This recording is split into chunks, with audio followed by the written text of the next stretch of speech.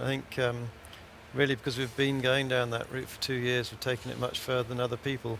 So when that got heavily restricted over the winter of 11, then for us at the start of 2012 we had a bigger step back, we had a bigger relearning curve. We realised in the process that there were some things we'd missed that we hadn't properly understood, that the exhausts had masked.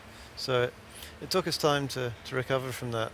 Early in 12 we weren't getting the restricted exhaust working as well as we'd like to the point that actually in China we did a back-to-back between the launch exhausts, which really hadn't got an exhaust effects in our level that we got to at that point last year, and it took us a while to get that sorted. By the mid-season we were getting there. We had a fairly good upgrade in Valencia.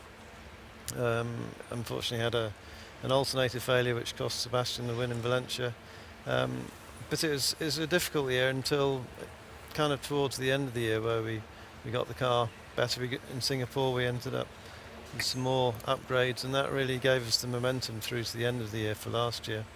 And this year's car was very much an evolution of last year's car. I would almost not call this a new car. It was kind of a development of last year's car made over the winter, ready for the start of this year. And that's what this year has then been all about. It's been about taking that car, developing it, getting it to suit the drivers, Sebastian and Mark, to complement their techniques and what they'd like out of the car, and also to suit the Pirellis. We had a big change over the winter, an unexpected change, where Pirelli introduced a new tyre which was much more sensitive. It was very easy to overload it, and because our car, a lot of its lap time is under braking and in the high speed corners where you're putting a lot of load into the tyres, we couldn't really exploit that without the tyres going off very quickly. So that tyre change hurt us and helped some other people such as Lotus, Ferrari perhaps.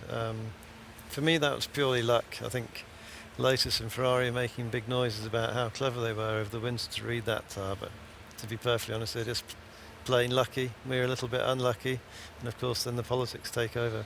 So it's been a challenging year, but a very rewarding one.